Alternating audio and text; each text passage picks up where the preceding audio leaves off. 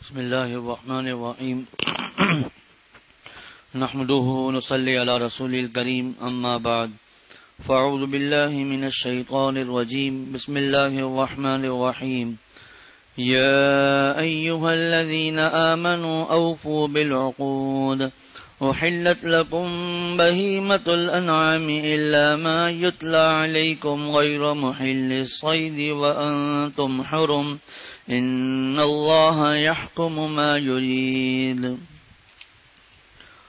سورۃ المائدہ کی پہلی آیت کی آج تلاوت کی گئی ہے اور یہ سورۃ المائدہ کا پہلا رکوع ہے اور چھٹے سپارے کا 5واں رکوع ہے۔ گزشتہ درس میں یا ایھا الذین آمنوا اوفوا بالعقود اس کے بارے میں بات ہوئی تھی کہ اے ایمان والوں اوفو بالعقود، معاہدوں کو پورا کرو۔ تو اس میں تفصیل کے ساتھ یہ مضمون عرض کیا تھا کہ اس میں صرف وعدہ داخل نہیں ہے بلکہ وعدے کے ساتھ ساتھ جو ہم روزمرہ کے جو آپس کے معاہدے ہوتے ہیں، کسی کے ساتھ کوئی کانٹریکٹ ہوتا ہے، کوئی بات چیت ہوتی ہے، سب کی سب چیزیں اس میں داخل ہو جاتی ہیں۔ حتیٰ کہ حضرت شیخ الاسلام حضرت مفتی محمد تقی عثمانی صاحب دامت برکاتہم نے لکھا ہے کہ اولاً اگر ہمیں اندازہ ہے کہ ہم جس سے وعدہ کر رہے ہیں اس وعدے کو پورا نہیں کر سکیں گے تو وہ وعدہ کرنا ہی نہیں چاہیے۔ اور اس بارے میں کچھ احادیث بھی عرض کی تھی۔ آپ صلی اللہ علیہ وسلم نے فرمایا کہ آیت المنافق ثلاث اذا حدث کذب وَإِذَا وَعَدَ أَخْلَفَ وَإِذَا تُؤْمِنَ خَانَ، کہ منافق کی 3 نشانیاں ہیں۔ ایک منافق تو وہ ہے جو جن کا اعتقادی منافق ان کو کہا جاتا ہے، جن کے بارے میں آیت گزری تھی کچھ درس پہلے کہ ان المنافقین فی الدرک الاسفل من النار، کہ جہنم کے سب سے نچلے طبقے میں یہ لوگ ہوں گے۔ یہ ہوتے ہیں اعتقادی منافق۔ لیکن ایک ہوتا ہے جس کا اعتقاد تو ایسا نہیں ہے لیکن اس کو عملی منافق کہا جاتا ہے۔ اس عملی منافق کی یہ 3 نشانیاں ہیں۔ اور ایک روایت میں آتا ہے اس میں 3 نشانیوں میں سے ایک نشانی ہے تو وہ اس کے اندر منافق کی ایک نشانی ہے، جس کے اندر 2 نشانیاں ہیں تو منافق کی 2 نشانیاں ہیں، اور جس کے اندر 3 نشانیاں ہیں تو منافق کی اس کے اندر 3 نشانیاں ہیں۔ اب یہ تینوں نشانیاں ایسی ہیں کہ ان میں تفصیلات بہت زیادہ ہیں، لیکن جو ہمارا جو موضوع ہے اس کے بارے میں عرض کروں گا۔ پہلی نشانی تو یہ ہے اذا حدث کذب، جب بات کرے تو جھوٹ بولے۔ اب یہ ہم خود دیکھ لیں ہمارے یہاں کتنا عام ہے، حتیٰ کہ جھوٹ کو فیشن سمجھا جاتا ہے۔ ایک صاحب نے میرے والد صاحب حضرت فیروز میمن صاحب دامت برکاتہم حضرت کو یہ تک کہا کہ حضرت ہمیں یہ سکھایا جاتا ہے کہ جھوٹ ایسے بولو کہ لوگ سمجھیں کہ تم سچ بول رہے ہو۔ اگر تم اس اصول پہ عمل کر لو تو تم بہترین کاروبار کرنے والے ہو، کہ جھوٹ ایسا بولو کہ لوگ تمہیں سچا سمجھیں۔ کتنا بڑا یہ گناہ ہے۔ دوسری تو آیت المنافق ثلاث اذا حدث کذب واذا وعد اخلف، جب وعدہ کرے تو اس کی مخالفت کرے، جھوٹے وعدے کرے۔ واذا تؤمن خان، اور جب اس کے پاس امانت رکھوائی جائے تو اس میں خیانت کرے۔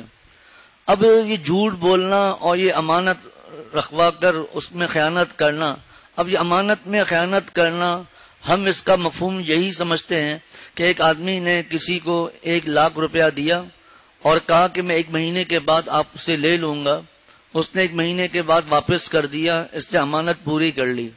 حالانکہ بعض لوگ اس میں بھی خیانت کر لیتے ہیں۔ وہ اس طرح کہ مثال کے طور پر ایک شخص نے 1 لاکھ روپیہ آپ کے پاس رکھوایا، اس میں 5000 کے 20 نوٹ ہیں، 1 لاکھ روپیہ ہو گیا۔ اب ہمیں کسی کام سے جانا ہے تو دل میں آتا ہے کہ اگر میں 1000 کے نوٹ لے کر جاؤں گا یا 500 کے نوٹ لے کر جاؤں گا یہ تو زیادہ ہو جائیں گے، چلو ایسا کرتے ہیں کہ اس کے پیسوں میں 1 لاکھ روپیہ رکھ دیتے ہیں، 1000 کے نوٹ یا 500 کے، اور اس میں سے میں 5000 کے 20 نوٹ لے کر چلا جاتا ہوں، اندازہ بھی نہیں ہوگا۔ یہ بھی خیانت ہے۔ اب اس کو خیانت سمجھا ہی نہیں جاتا کہ جو نوٹ رکھوائے ہیں وہ نوٹ ہی واپس کرنے ہیں۔ اسی طرح اس خیانت کی اور بھی بہت زیادہ تفصیلات ہیں، لیکن ہمارے عرف میں اس کا ایک مختصر سا مفہوم یہی سمجھا جاتا ہے، جو چیز دی اس کو واپس کر دی۔ خیر، تو ابھی بات چل رہی ہے کہ وعدے کی خلاف ورزی کرنا کتنا بڑا گناہ ہے۔ یہاں پر اللہ تعالیٰ نے ارشاد فرمایا اوفوا بالعقود، اپنے معاہدوں کو پورا کرو۔ ایک جگہ فرمایا واوفوا بالعہد، وعدے کو پورا کرو۔ ان العہد کان مسئولا، وعدے کے بارے میں سوال کیا جائے گا۔ تو چاہے یہ وعدہ ہو گیا، اسی طرح معاہدہ، کانٹریکٹ کوئی سائن کیا، اس کا بھی وہی درجہ ہے۔ اسی طرح جو انسان نکاح کرتا ہے تو شوہر کے حقوق بیوی پر لازم ہوتے ہیں، بیوی کے حقوق شوہر پر لازم ہوتے ہیں۔ یہ بھی ایک قسم کا معاہدہ ہے کہ ایک انسان دوسرے انسان کے ساتھ جب معاہدہ کرتا ہے، یہ بھی اس میں داخل ہے۔ اسی طرح اللہ تعالیٰ نے ہمیں جو دنیا میں بھیجا اور فرمایا، شروع میں پوچھا تھا عالم ازل میں الستو بربکم، کیا میں تمہارا رب نہیں ہوں؟ ہم سب نے کہا تھا بلا۔ ہم سب نے اللہ تعالیٰ سے عہد کر دیا، جس کو حضرت مفتی تقی عثمانی صاحب دامت برکاتہم نے لکھا ہے کہ یہ ایک خاموش عہد ہوتا ہے۔ جس طرح ہم لوگ سب پاکستان میں ہم پیدا ہوئے، اب ہم کوئی پاکستان کے قانون کی خلاف ورزی کرتے ہیں اور ہم سے جب کہا جاتا ہے آپ نے اس قانون کی خلاف ورزی کی، اور ہم یہ کہتے ہیں کہ ہمیں تو پتہ ہی نہیں تھا، یا ہم نے تو کسی کانٹریکٹ پر سائن کیا ہی نہیں تھا، تو کوئی بھی ہماری اس بات کو نہیں مانے گا۔ بلکہ پاکستان میں ہمارا پیدا ہونا، یہ ہمارا پاکستان کی حکومت کے ساتھ ایک خاموش عہد ہے۔ یہ خاموش عہد ہے کہ ہمیں آپ کے سب احکامات کو ہم مانیں گے۔ اسی طرح جب ایک انسان دنیا میں آتا ہے، ابھی بچہ ہے، تو اس کا بھی اللہ تعالیٰ کے ساتھ ایک عہد ہے کہ اللہ آپ کے جو احکامات ہیں میں اس کو پورا کروں گا۔ اب جب تک وہ بالغ نہیں ہوا، وہ احکامات اس کی طرف متوجہ نہیں ہوئے، لیکن جیسے ہی وہ بالغ ہوگا وہ احکامات اس کی طرف متوجہ ہو جائیں گے۔ تو اللہ تعالیٰ سے یہ عہد ہے۔ یہ اس لیے بتا رہا ہوں کہ اگرچہ گزشتہ دروس میں یہ باتیں گزر چکی ہیں، لیکن آج کے درس میں بھی اسی قسم کی بات آئے گی۔ لیکن ایک بات کو ہم ذہن میں رکھیں ہیں کہ اگرچہ ہم نے عہد کیا ہے، لیکن سب سے پہلا عہد ہمارا اللہ تعالیٰ کے ساتھ ہے۔ جو ہم نے کلمہ پڑھا اور وہ ہم نے عہد کر لیا، پہلے اللہ کے حقوق ہیں، اس کے بعد دوسروں کے حقوق ہیں۔ لہٰذا اگر کوئی شخص کوئی گناہ کا معاہدہ کر لیتا ہے تو اب اس کو پورا کرنا لازمی نہیں ہے، کیونکہ پہلے اللہ تعالیٰ کا حکم ہے۔ حضرت والد صاحب رحمت برکاتہم سے ایک صاحب جڑے تھے سن 2000 سے کچھ پہلے، وہ سندھی ڈراموں میں اداکار تھے، سندھی ڈراموں میں آتے تھے۔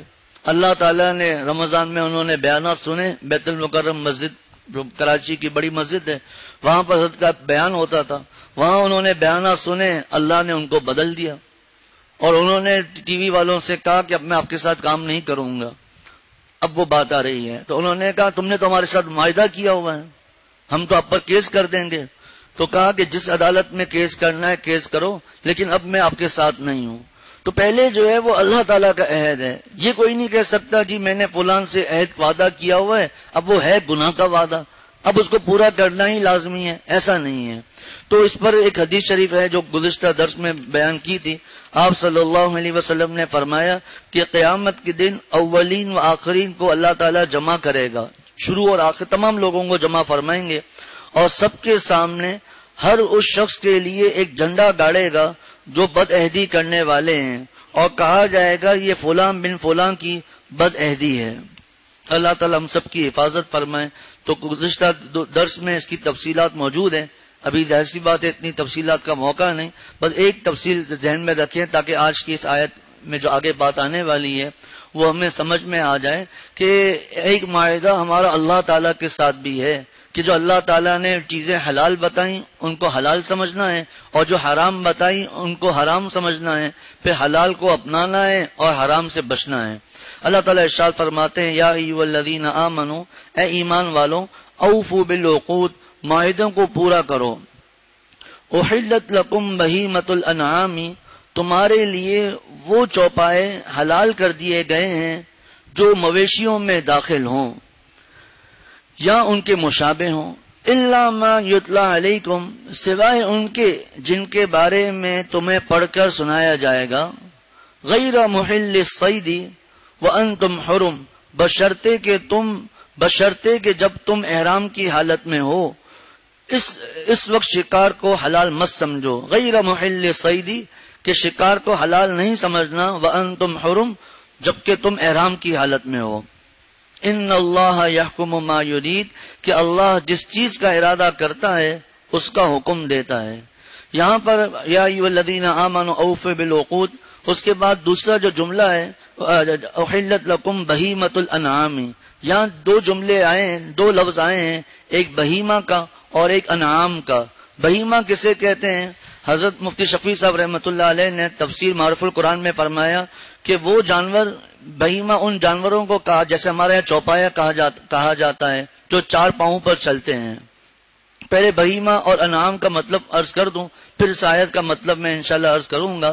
بہیمہ حضرت مفتی شفیع صاحب رحمۃ اللہ علیہ نے فرمایا کہ ان جانوروں کو کہا جاتا ہے جن کے بہیمہ وہ جانور جن کو عام طور پر ہم غیر ذوی العقول سمجھتے ہیں کہ ان میں عقل نہیں ہوتی، عقل نہیں سمجھی ہوتی، حالانکہ جانوروں میں بھی شعور ہے، پتھروں میں بھی شعور ہے، درختوں میں بھی شعور ہے۔ اللہ تعالیٰ ارشاد فرماتے ہیں وَإِن مِّن شَيْءٍ إِلَّا يُسَبِّحُ بِحَمْدِهِ، کہ جتنی بھی دنیا میں چیزیں ہیں ہر ایک اپنے رب کی تسبیح بیان کرتی ہے، لیکن اس تسبیح کو تم سمجھتے نہیں ہو۔ تو بہیمہ کو جو بہیمہ کہا جاتا ہے، اس کا مطلب یہ نہیں ہے کہ ان میں عقل ہی نہیں ہے، مطلب یہ ہے کہ ان میں ایسی عقل نہیں ہے جیسی کہ انسان میں عقل ہوتی ہے۔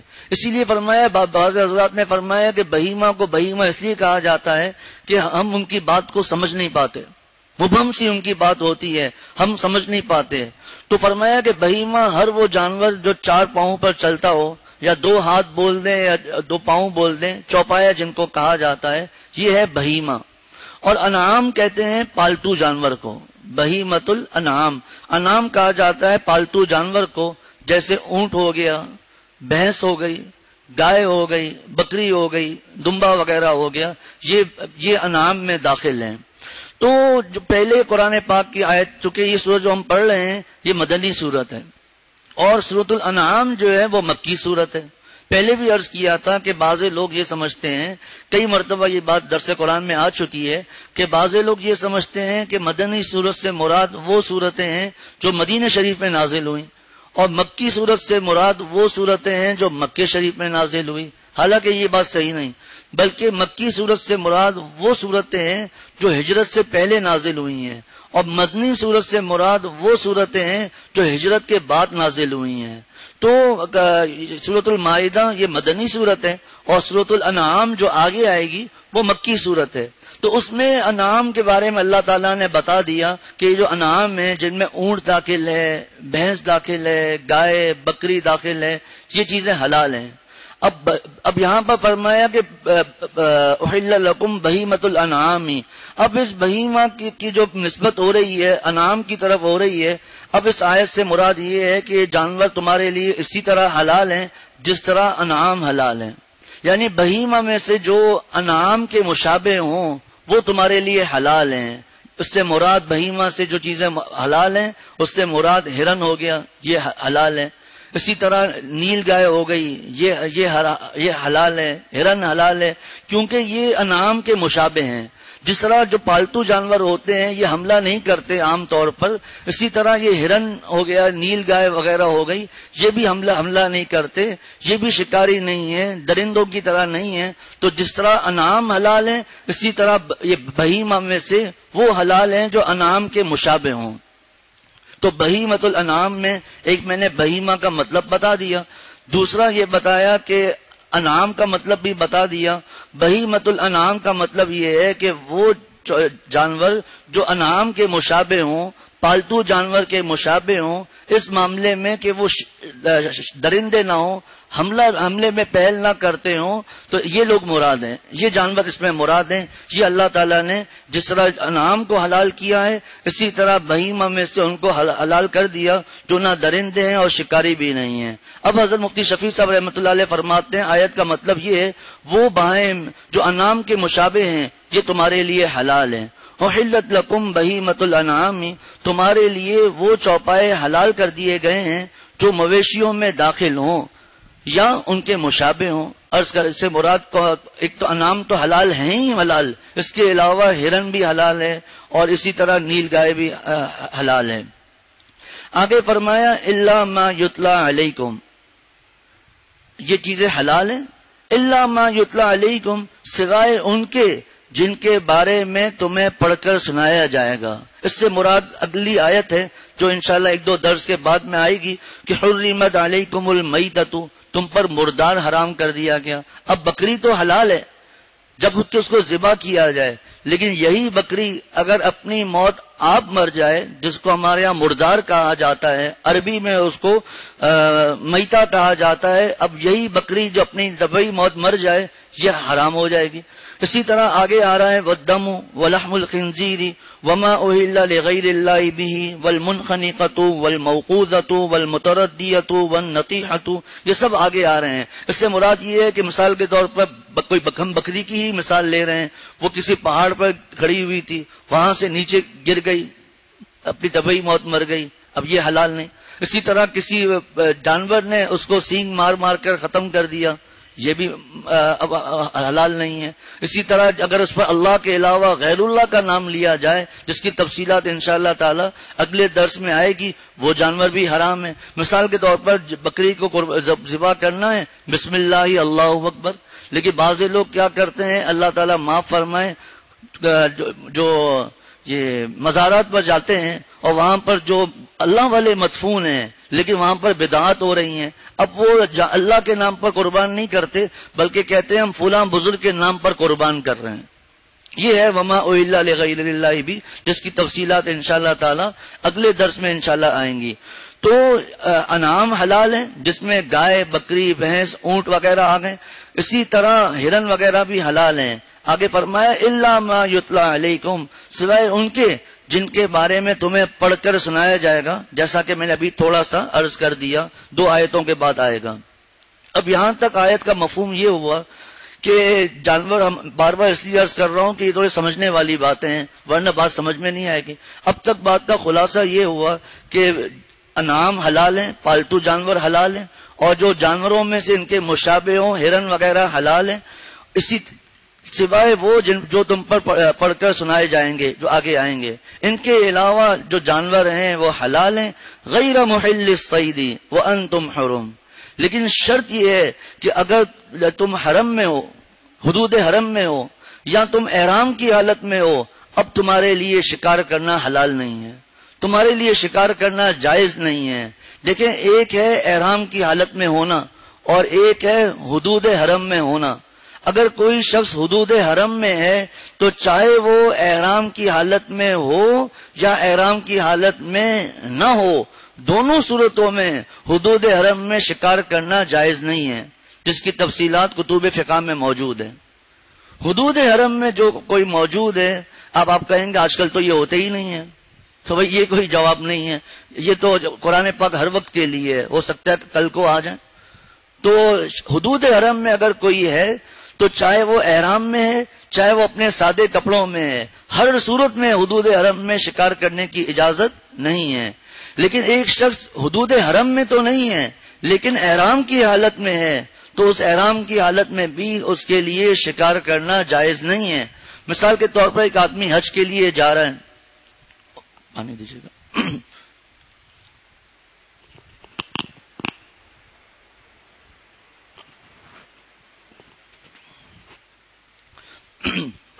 مثال کے طور پر ایک آدمی حج کے لیے جا رہا ہے، عمرے کے لیے جا رہا ہے، وہ جدہ میں پہنچا، اب وہ احرام کی حالت میں ہے نا، جدہ میں وہ پہنچا، اب اس کے سامنے کوئی شکار آ گیا، اگر اس نے اس شکار کو شکار کر دیا تو اس نے اس آیت کے حکم کی خلاف ورزی کر لی۔ تو اللہ تعالیٰ نے فرمایا کہ تمہارے لیے جانور حلال ہیں سوائے وہ جو تمہیں پڑھ کر سنائے جائیں گے۔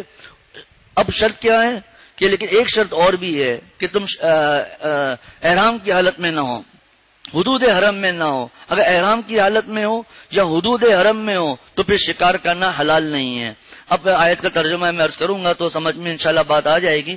احلت لکم بہیمۃ الانعام، تمہارے لیے وہ چوپائے، وہ جانور حلال کر دیے گئے ہیں جو انعام میں، مویشیوں میں داخل ہوں یا ان کے مشابہ ہوں، اور یہ حلال ہے۔ الا ما یتلا علیکم، سوائے ان کے جن کے بارے میں تمہیں پڑھ کر سنایا جائے گا۔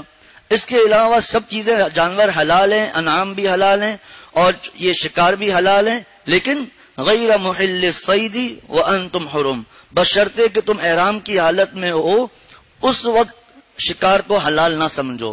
غیر محل الصید، شکار کو حلال مت سمجھو، وانتم حرم، جبکہ تم حدود حرم میں ہو یا احرام کی حالت میں ہو.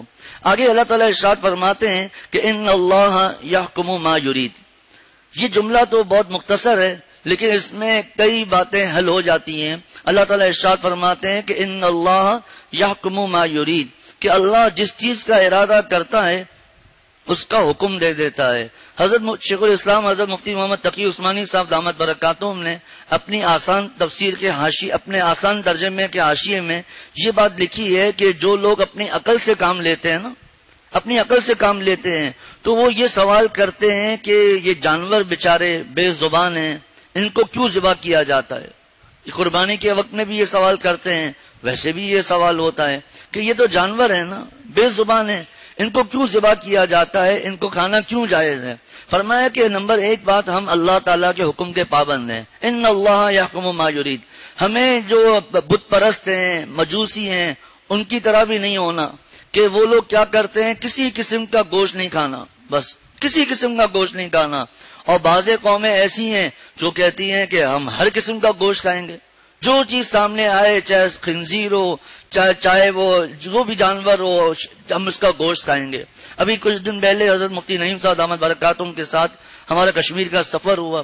وہاں ایک مولانا تھے حضرت مفتی صاحب دامت برکاتہم کے ساتھیوں میں سے، عجیب و غریب باتیں بتائی جن کا یہاں موقع بھی نہیں ہے. 26 سال کے بعد ان کی استادی سے ملاقات ہوئی، انہوں نے تقریباً یہی باتیں بتائی. ہمیں اللہ تعالیٰ نے ان جانوروں کے گوشت کھانے کی اجازت دی ہے جن میں غلاظت نہیں ہے، جن میں گندے گندے خیالات پیدا نہیں ہوتے، اور بعض جو حرام ہے وہ اس لیے حرام ہے کہ وہ گندگی ہے، گناہ کے خیالات پیدا ہوتے ہیں. انہوں نے عجیب و غریب ایک جانور کی طرح نام بتایا کہ وہی بات سمجھ میں آ گئی کہ کیوں حرام ہے، کتنی خطرناک اس میں یہ برائی ہے اور اس کا گوشت کھانے سے کتنے نقصانات ہوتے ہیں. عجیب و غریب بات بتائی. تو حضرت مفتی شفیع صاحب رحمۃ اللہ علیہ نے فرمایا کہ پاکیزہ جانوروں کے کھانے کا حکم دیا اور یہ سور کے گوشت کا منع کر دیا، فلاں کے گوشت کا منع کر دیا، فلاں کے گوشت کا منع کر دیا. تو نہ تو ایسا کہ بالکل گوشت کھانا ہی نہیں ہے، ایک کی طبیعت ہے وہ ایک الگ معاملہ ہے. عقیدے کی بات ہو رہی ہے. ایک آدمی ہے، اس کو مثال کے طور پر ڈاکٹروں نے پرہیز بتایا ہوا ہے جس کی وجہ سے وہ نہ مچھلی کھا سکتا ہے، نہ گوشت کھا سکتا ہے، نہ مرغی کھا سکتا ہے، وہ معاملہ الگ ہے. یا اس کی طبیعت نہیں ہے، وہ معاملہ الگ ہے. یہاں اعتقاد کی بات ہو رہی ہے کہ ہمیں کھانا ہی نہیں ہے. اور ایک وہ ہے جو سب کچھ کھانا ہے. ہمارا کام کیا ہے؟ جو اللہ تعالیٰ نے بتا دیا وہ کھانا ہے، جس سے اللہ تعالیٰ نے منع کر دیا اس سے بچنا ہے. تو فرمایا کہ یہ سوال کرنا کہ اللہ تعالیٰ نے یہ کیا دین میں ہے کہ بے زبان جانور ہے اس کو ذبح کرو، اس کا گوشت کھاؤ. اللہ تعالیٰ نے فرما دیا ان اللہ یحکم ما یرید، اللہ جس چیز کا ارادہ کرتا ہے اس کا حکم دے دیتا ہے. حضرت حکیم الامت مجدد الملت مولانا اشرف علی صاحب تھانوی رحمۃ اللہ علیہ اپنی کتاب میں لکھتے ہیں، بیان یا ملفوظات میں موجود ہے. حضرت تھانوی رحمۃ اللہ علیہ نے اس بات پر جو اس زمانے میں بھی اشکال کرتے تھے کہ خصوصاً قربانی کے موقع پر کتنے لاکھوں جانوروں کو ذبح کر دیا جاتا ہے، حج کے موقع پر اتنے جانوروں کو قربان کر دیا جاتا ہے، بے زبان جانور ہیں، فلاں فلاں. حضرت تھانوی رحمۃ اللہ علیہ نے بڑا پیارا جواب دیا. فرمایا کہ ہم لوگ اللہ سے زیادہ رحمان و رحیم نہ بنیں. ہم لوگ اللہ تعالیٰ سے زیادہ رحمان و رحیم نہ بنیں. اللہ تعالیٰ رحمان بھی ہے، رحیم بھی ہے. اس نے حکم دے دیا جانور کو ذبح کرو، بس ہمارا یہی کام ہے. اچھا، جو لوگ یہ اعتراض کرتے، پھر حضرت تھانوی رحمۃ اللہ علیہ نے یہ بات بھی لکھی ہے کہ آخر تو جانور اپنی طبعی موت مرے گا نا، یا ہمیشہ ہمیشہ زندہ رہے گا؟ آخر تو طبعی موت مرے گا. فرمایا کہ علماء لکھتے ہیں کہ جانور جو اللہ کے نام پر قربان ہوتا ہے اس کو تکلیف بھی نہیں ہوتی، اور جو جانور اپنی طبعی موت مرتا ہے اس کو بہت زیادہ تکلیف ہوتی ہے. پھر اگر جانوروں کو ذبح نہیں کرنا چاہیے تو پھر یہ قانون سے قربانی میں کیوں؟ ہر موقع پر یہی قانون ہونا چاہیے. ساری زندگی پھر ہمیں سبزیاں اور دال وغیرہ کھانی چاہیے اور گوشت تو بالکل ہی نہیں کھانا چاہیے، تو اسے قربانی میں کیوں؟ یہاں اللہ تعالیٰ نے اس اعتراض کو دور کر دیا اور فرمایا کہ ان اللہ یحکم ما یرید، اللہ جس چیز کا ارادہ کرتا ہے اس کا حکم دے دیتا ہے. تو ایک سوال تو یہ ہے کہ جانور بے زبان ہیں، ان کو ذبح کرنے کا کیوں حکم دیا گیا، اس کا جواب دے دیا. دوسری بات یہ کہ یہ سوال کرنا کہ فلاں جانور حلال ہے فلاں حلال نہیں ہے، اس کی کیا وجہ ہے؟ بھائی بکری حلال ہے فلاں حلال کیوں نہیں ہے؟ اس کے ایک تو اصل جواب تو یہی ہے، بکری اس لیے حلال ہے اللہ تعالیٰ نے حلال کی ہے، خنزیر اس لیے حرام ہے اللہ تعالیٰ نے حرام کیا ہے۔ ان اللہ یحکم ما یرید، کہ اللہ جس چیز کا ارادہ کرتا ہے اس کا حکم دے دیتا ہے۔ لیکن اگر پھر بھی بعض لوگ، اچھا اسی آیت میں ان اللہ یحکم ما یرید میں کہ حضرت تھانوی رحمۃ اللہ علیہ نے بیان القرآن کے مسائل سلوک جو بیان القرآن کا حاشیہ ہے اس میں فرمایا کہ اس آیت سے معلوم ہوا کہ جو اللہ تعالیٰ کے احکامات ہیں ان کی علتوں میں غور مت کرو کہ اس کی وجہ کیا ہے، بس اللہ تعالیٰ حاکم ہے اس نے فیصلہ کر دیا ختم۔ لیکن بعض لوگ کہتے ہیں جی عقل سے بات بتاؤ کہ بکری حلال ہے اور سور جو ہے وہ حرام ہے، کسی بکری کو ذبح کر کے کھایا جائے وہ حلال ہے اور اپنی طبعی موت مر جائے یہ مردار ہے، یہ کیا بات ہے؟ میرے دوستوں اور ساتھیوں، ایک عورت ہے جس کو دیکھنا بھی حرام ہے، ایک عورت ہے اس کو دیکھنا بھی، نامحرم عورت، اس کو دیکھنا بھی حرام ہے، لیکن اگر اس سے نکاح ہو جائے تو 1 منٹ کے بعد اس کے لیے معاملات دوسرے ہو جاتے ہیں۔ اب بتائیے اس میں عقلی بات کیا ہے؟ عقلی وجہ، جو لوگ کہتے ہیں میں عقلی وجوہات چاہیے، ہر بات میں عقل ہونی چاہیے۔ حضرت والد صاحب دامت برکاتہم فرماتے ہیں جہاں پر ساری دنیا کی عقلیں ختم ہوتی ہیں وہاں سے وہی شروع ہوتی ہے۔ اب اس بات کا کوئی جواب دے دے کہ ایک عورت کو دیکھنا بھی حرام ہے، بات کرنا بھی بغیر وجہ کے حرام ہے، لیکن اسی عورت سے نکاح ہو گیا تو 1 منٹ میں سارے احکامات بدل گئے۔ بھئی ایسا ہے یا نہیں؟ اب اس کی عقلی وجہ کیا ہے؟ کوئی آدمی اس کی عقلی وجہ بیان نہیں کر سکتا۔ پھر 2 عورتیں ہیں، ایک سے نکاح کرنا حلال ہے، دوسری عورت ہے جو ماں ہے یا پھوپھی ہے یا خالہ ہے، دادی ہے، نانی ہے، بیٹی ہے، پوتی ہے، نواسی ہے، ان سے نکاح حرام ہے۔ اب اس کی عقلی وجہ کوئی بتا دے کہ ماں سے نکاح کیوں حرام ہے، بیٹی سے نکاح کیوں حرام ہے، پھوپھی سے نکاح کیوں؟ اب وہاں پر آئیں گے جی قرآن پاک میں یہ موجود ہے، حرمت علیکم، جو آیت گزر چکی، حرمت علیکم امہاتکم و بناتکم و خواتکم۔ بھائی عقلی وجہ بتاؤ۔ جب دوسری جگہوں پر آپ عقلی وجہ پوچھتے ہیں کہ بکری کیوں حلال ہے اور سور کیوں حرام ہے، اور جب یہاں پر آپ عقلی وجہیں پوچھتے ہیں تو یہاں پر آپ جواب دے دیجئے، یہاں پر آپ جواب دے دیں کہ اب کوئی کہے گا جی کسی آدمی کی دل میں یہ آ ہی نہیں سکتا کہ ماں سے نکاح جو ہے وہ میں کوئی ماں سے نکاح کروں، یہ دل میں آنے وانے کی بات نہیں ہے۔ عقلی وجہ بتائیے کہ ماں سے نکاح کیوں حرام ہے، بیٹی سے کیوں حرام ہے، فلاں سے، پھوپھی سے، خالہ سے، ان سب رشتوں سے نکاح کیوں حرام ہے؟ یہاں کوئی بھی اس کی عقلی وجہ بیان نہیں کر سکتا کہ کیوں حرام ہے۔ بس یہی کہا جائے گا، کسی جو کفار ہے جو بڑے چیلنج کرتے ہیں کہ جی ہمیں لاجک چاہیے، اس کی لاجک کیا ہے وہ لاجک بتائیں، ان کو بھی آپ یہی کہہ سکتے ہیں، بھائی مناظرہ نہیں کرنا، اللہ تعالیٰ معاف فرمائے، ان کو بھی آدمی یہ بات کہہ سکتا ہے کہ بھائی آپ اس کا جواب دے دیں۔ ہر مذہب میں تقریباً یہ معاملات ہیں کہ کسی بھی مذہب میں بیٹی سے نکاح شادی جائز نہیں۔ ان سے آپ پوچھ لیں کہ آپ کیوں بیٹی سے شادی نہیں کرتے، وہ کہے گا کیسی باتیں آپ کر رہے ہیں۔ تو اللہ تعالیٰ ہم سب کو اس کی فکر عطا فرمائے۔ اللہ تعالیٰ ارشاد فرماتے ہیں ان اللہ یحکم ما یرید، بس جو اللہ نے حکم دے دیا لبیک ہم حاضر ہیں۔ اب یہاں پر وہ بات جو میں نے شروع میں ذکر کی تھی کہ یہ جو جملہ آیا ہے اوفوا بالعقود، اپنے معاہدے کو پورا کرو، اس میں کون کون سے معاہدے داخل ہیں؟ ان میں سے ایک معاہدہ وہ ہے جو اللہ نے اپنے بندوں سے کیا ہے حرام اور حرام کے متعلق۔ اللہ تعالیٰ کے اس حکم کی ان کے حدود میں رہ کر پابندی کرنی ہے۔ یہ بھی اللہ تعالیٰ کا ہم سے معاہدہ ہے کہ جن چیزوں کو ہم نے حلال کیا ہے اس کو حلال سمجھو، اور جن چیزوں کو ہم نے حرام کیا ہے اس کو حرام سمجھو۔ یہ جو جملہ ہے، آیت ہے ان اللہ یحکم ما یرید، اس میں ہم اور بھی بہت سی باتیں لا سکتے ہیں، اور بھی اسلام کے مختلف احکامات پر اعتراض ہوتا ہے، مختلف احکام، یہ حکم ایسا کیوں ہے، یہ حکم ایسا کیوں ہے کہ وضو ٹوٹا۔ اب عقل کا تقاضا تو یہی ہے، پورے جسم کا وضو، پورے اعضاء کا وضو کیوں ہے؟ وضو کا ٹوٹا ہے اور ہے پورے اعضاء کا وضو، قرآن پاک کا حکم ہے، حدیث شریف کا حکم ہے۔ اللہ تعالیٰ ہم سب کو عمل کی توفیق عطا فرمائے۔ ترجمہ دوبارہ عرض کرتا ہوں، یا ایھا الذین آمنوا، اے ایمان والوں، اوفوا بالعقود، معاہدوں کو پورا کرو، احلت لکم بہیمۃ الانعام، تمہارے لیے وہ چوپائے حلال کر دیے گئے ہیں جو مویشیوں میں داخل ہیں یا ان کے مشابہ ہیں، الا ما یتلا علیکم، سوائے ان کے جن کے بارے میں تمہیں پڑھ کر سنایا جائے گا وہ حرام ہے، جیسا کہ آگے آئے گا انشاءاللہ تعالی۔